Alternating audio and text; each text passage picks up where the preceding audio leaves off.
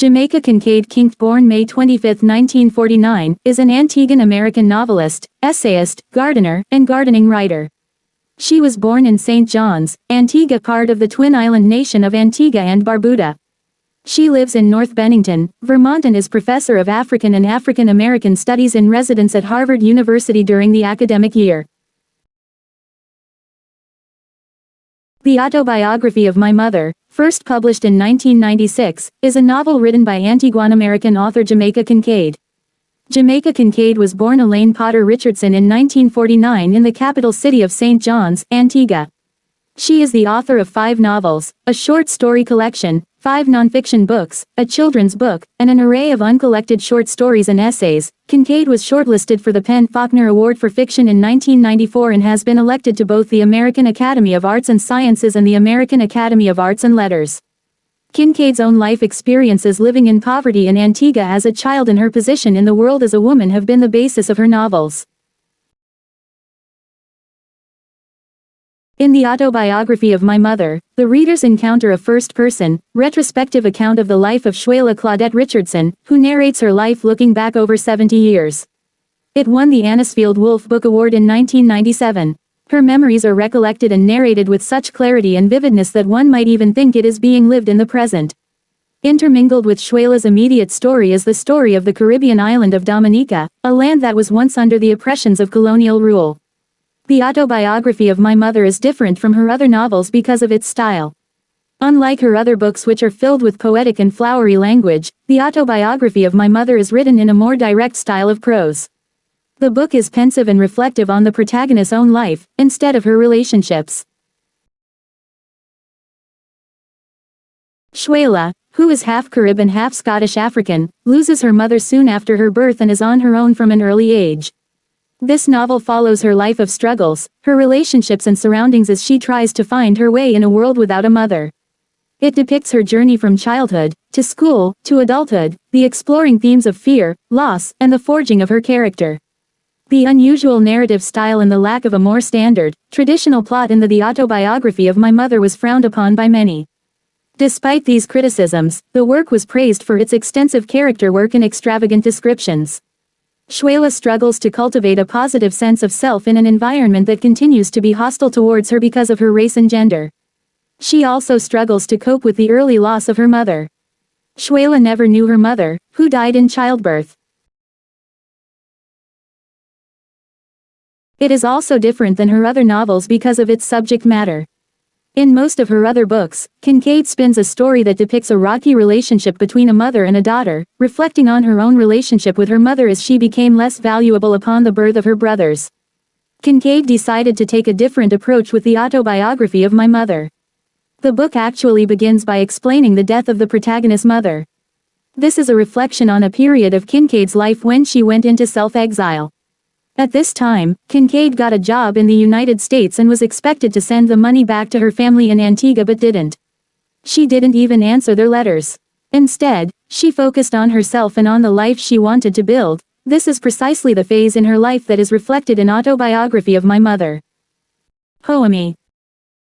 Am I the zoom of my family's biological and social imprint on myself, or am I what is left after subtracting that sum from the total of me?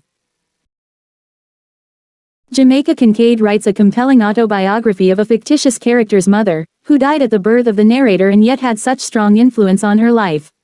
How do we play with the cards we are dealt?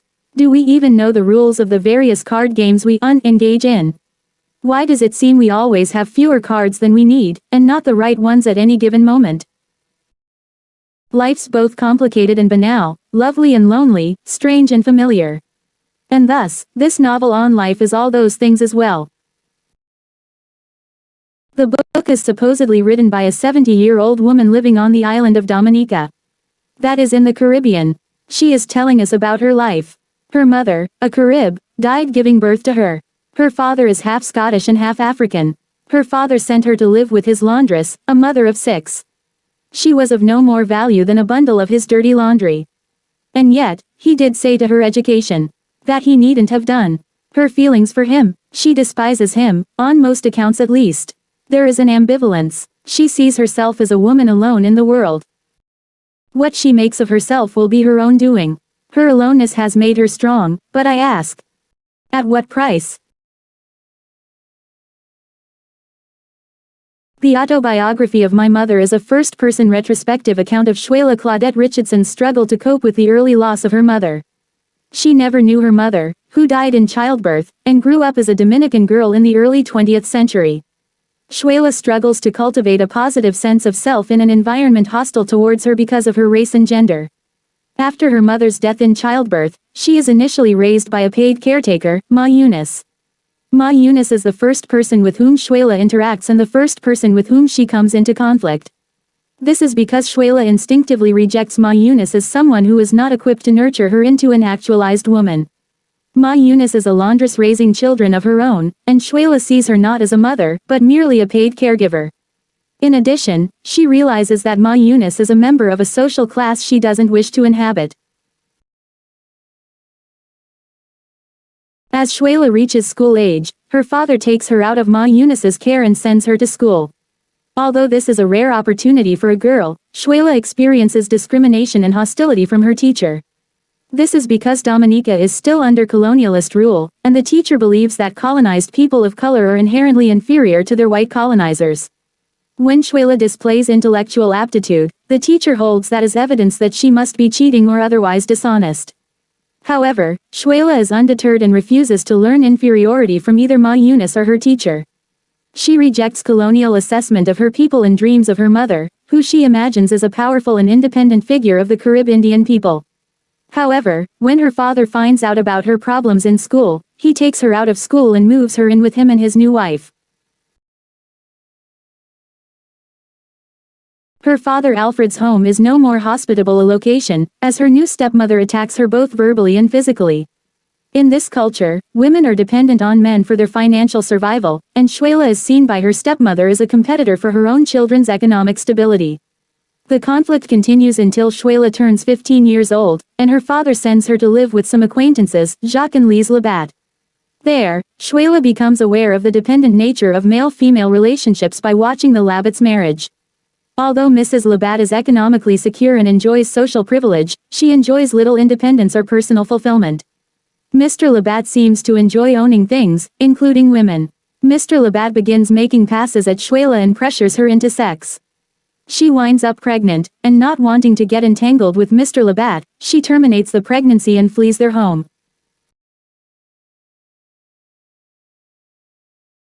Knowfully on her own for the first time, Shuela gets a job picking up rocks with a road crew, and attempts to forge an independent life for herself.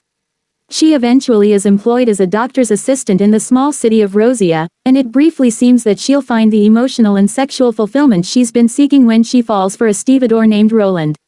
They're roughly of an equal social class, which appeals to her.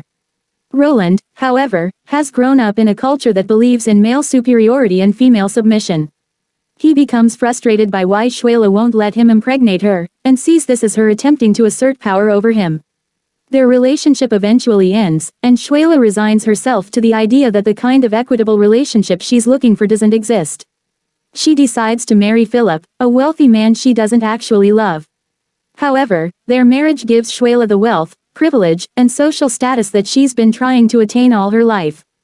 The book ends with her imagining her parents' courtship and finding happiness in that fantasy. Jamaica Kincaid is an Antiguan-American author who is currently Professor of African and African American Studies in residence at Harvard University. The author of 5 novels, a short story collection, 5 nonfiction books, a children's book, and an array of uncollected short stories and essays, she was shortlisted for the PEN/Faulkner Award for Fiction in 1994 and has been elected to both the American Academy of Arts and Sciences and the American Academy of Arts and Letters. Sources: https://www.supersummary.com/the-autobiography-of-my-mother/summary/